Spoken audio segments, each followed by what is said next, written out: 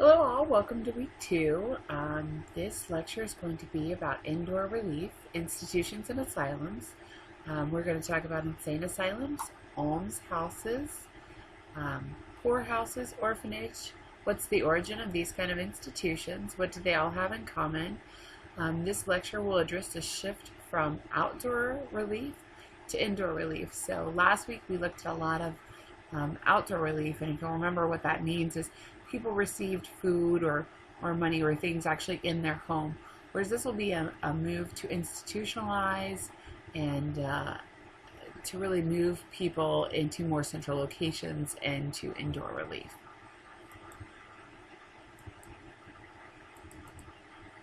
Okay, so during this period, we're going to look at the start of urbanization, and large-scale immigration is one of the things that comes along with that. I mean, clearly, we looked at a lot of English settlers last week in the colonial period, but immigration is also going to broaden during this period. It's going to get much larger. The demand for labor is going to continue to grow. There's going to be a rapid industrialization, manufacturing in the north. Labor is made up initially in northern factories of the daughters of farm families, and then it's going to shift to immigrants of all age. So it changes, the workforce changes over time. This is also the beginning of capitalism.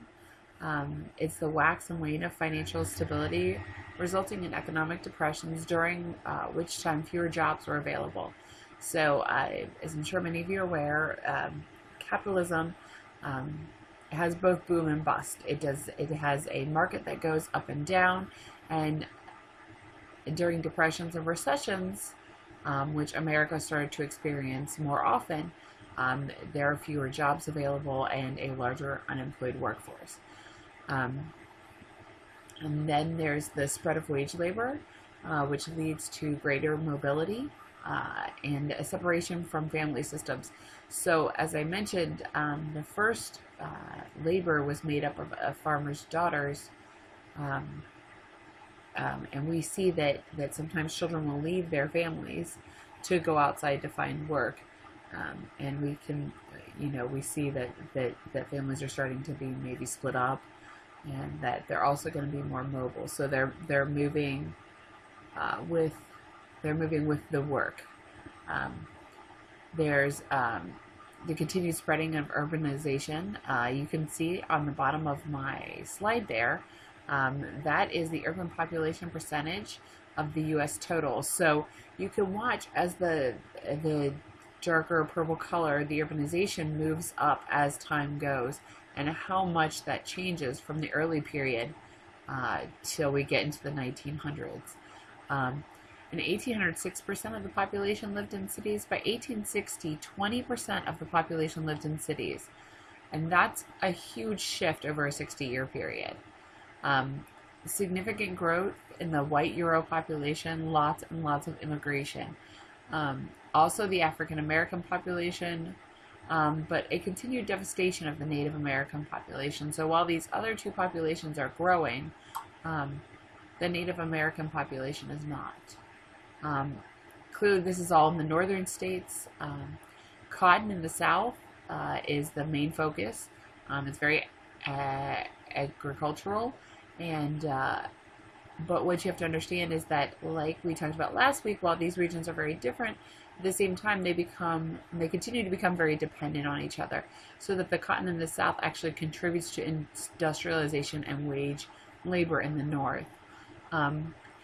Some of the things this industrialization and urbanization results in is greater poverty, less stable society, significant impact on city budgets, and growing interest in identifying the cause of poverty and eliminating them, which is a big change from the colonial era. There's a major shift in thinking about poverty. No longer part of society in the normal order of events, but deviant behavior. And with that, as we picture poverty as deviant behavior, there's less sympathy for the worthy poor. There's no longer this idea that such a large part of the population could be worthy poor. Once the wealthy and powerful optimistically thought they could improve the situation by changing the environment, but it shifts to a pessimistic outlook during this period that only by containing the poor can they hope to save society. So they're no longer necessarily looking at saving the poor, but hopefully saving society. Previous ideas were the landed gentry had responsibility for people on the estates in the neighboring towns. This persists on the plantation, as I said. The North and the South sometimes have very different ideas. But the idea of landed gentry and kind of a responsibility of the wealthy towards the poor becomes less so. They believe it ensured the stability of social structure, and noblesse oblige, that if you had money, you had an obligation to care for those below you. New ideas that start to rise are the rise of business industrialization and the emerging capitalism, because it has a huge impact on perceptions of the poor. And people's belief that we should not interfere with the normal market operations, that capitalism should be left to run how it runs, and sometimes that's going to be depressions, but it'll swing back and kind of work, almost like a pendulum. There was a belief in free and unlimited exchange, the idea of self-regulating market, or laissez-faire, which just means hands off. It means that they did not want to see government and regulation inside the market. Restrictions on trade and industry should be removed, and that begins to include poor laws as a regulation on trade and industry. They eliminate residency rules, which allows workers to travel to jobs. They argued public assistance lowered the standard of living. They argued public assistance removed incentive to work. And they also sought to encourage individualism. So there's really a big push for the idea of individualism during this period. And part of what that means is that, there's a concern that too much public assistance would, in essence, make people lazy. It would, they wouldn't want to work, and that the standard of living would decrease. 1820 is the Second Great Awakening. It's a Protestant religious revival. And it goes along with this individual success, and the individual has the power to achieve. And it focuses on the power of the individual, and that salvation depends on diligence, frugality, and virtue. And idleness and bad habits now are personal failures. So it's very focused on the individual and the person. The movement to do away with public assistance entirely and rely on private and religious support for the individual need. And the thoughts on this were that they can better determine the personal need of an individual, less susceptible to political pressures, and they can exert moral and religious influence. And that's an important idea, because we're going to talk as the lecture goes on about societal control. And this idea that part of aid comes with exerting moral and religious influence.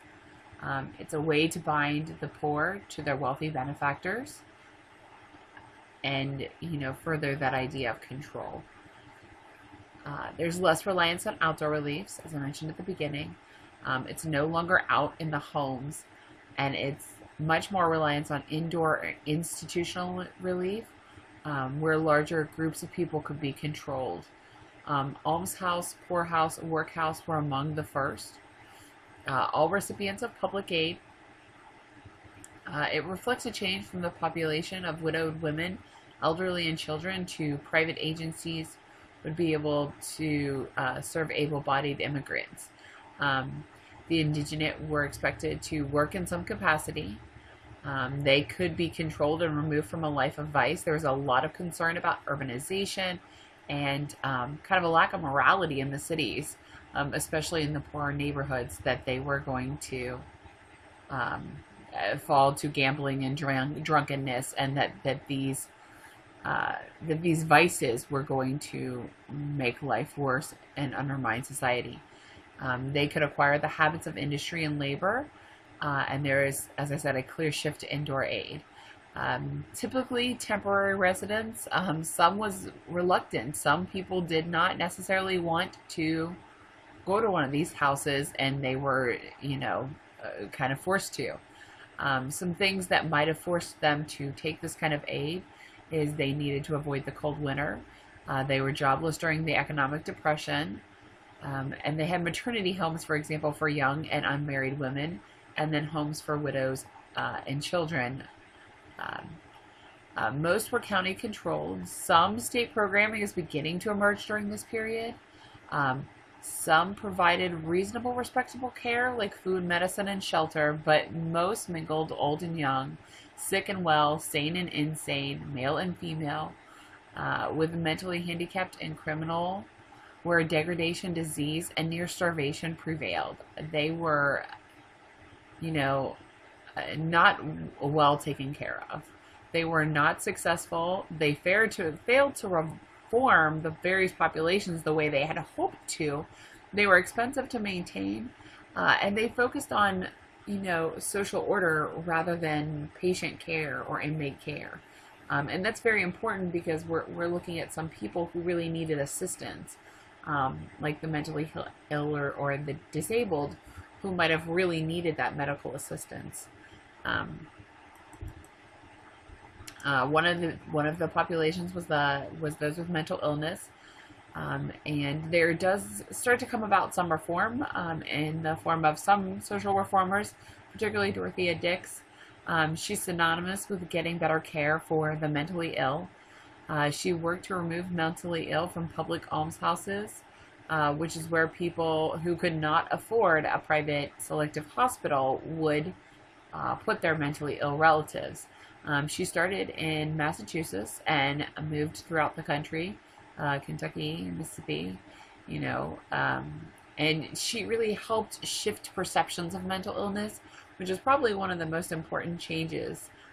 It started to be viewed as a medical issue, not God's will, and it could be cured with kindness and gentle treatment, which is a real shift. And then in my other lecture this week, I'm also going to discuss prisons. Okay, then during this period, as I mentioned, the switch is to private benevolent societies.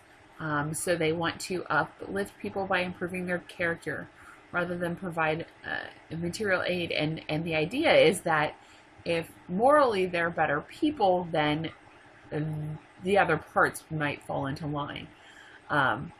Crusade for moral enlightenment, religion, sobriety, morality, and industry would overcome moral failure.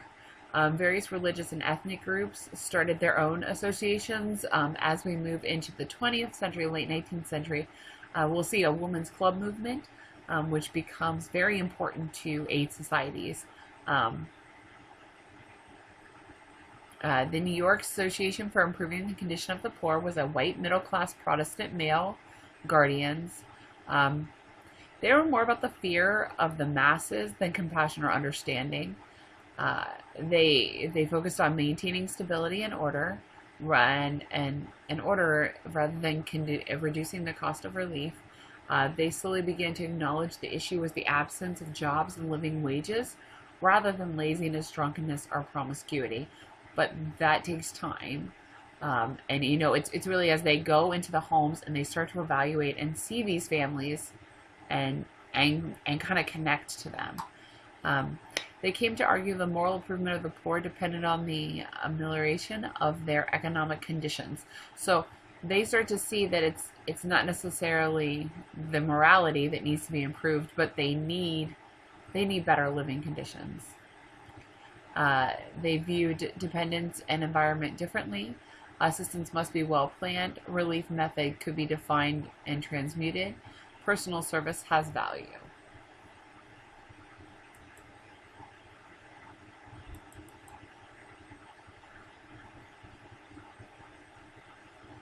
Okay, and so there is some public aid and another issue. These are some of the areas in Minnesota that receive this kind of public aid. Another issue that is is orphanages during this period. There were congregate living in cottages. Most were half orphans, so they may have had one parent. They were fed, clothed, housed, and educated. Families brought children there too and they received care. So, we talked about last week that if a father lost the mother, that could be difficult for him to care for the child while he was working. And if the mother lost a father, she may need to go out and gain employment now.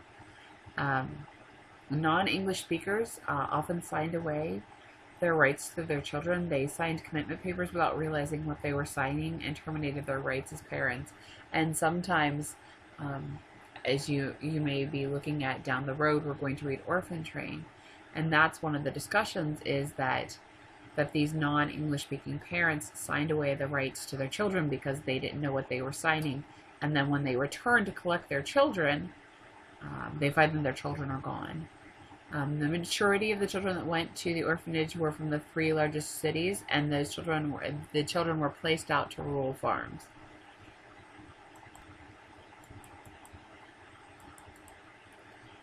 Okay, so in another lecture this week, I'm going to talk more about historiographical debate. But I just want to give you a little preview here. And so, historiographical, we look at different forms of history. So history changes over time, and history is not always constant and black and white. And the idea of social control, so it can be seen in a couple different ways, which clearly, I've talked about social control a lot in this lecture. And the 2 ways you can look at it is it can have benign connotations. So it supports social cohesiveness. It helps the needy to function in society, and it provides appropriate models for how the poor should behave. But then, of course, with everything, there's a more negative side of social control. It manipulates and regulates the behavior of lower classes by the middle and upper class. It teaches religious beliefs and practices. So Protestants send Catholic children to Protestant homes. And oftentimes, if they're raised in Protestant homes, or even by Protestant societies, Protestant orphanages, or any of these private charitable belief systems, or some even times public beliefs, or sometimes even public houses had very religious connotations, as you'll see when we discuss prisons. They didn't care what religion the child was raised with, and a lot of times their religious beliefs would just be annihilated. And with that, we'll also see annihilation of culture and ideas like that. It's particularly what happened to Native Americans, forced assimilation into a white middle class value, as that's what the white middle class held as important, and that's what they brought. It promotes the self-interest of the wealthy and enhances a capitalist system which did not always work for the working class and the poor. It regulated social order, but it regulated social order with the wealthy on top, and keeping the poor and the impoverished very much at the bottom. So you can see that we can look at this idea of social control that we've looked at over the last half an hour, and we can see that it looks at it in 2 very different ways. So as always, these are my references for the lecture. Also for the pictures that I include. If you think you might be interested in the idea of indoor relief, check out some of these links and some of these sources, and they can definitely be useful to you. Thanks, guys.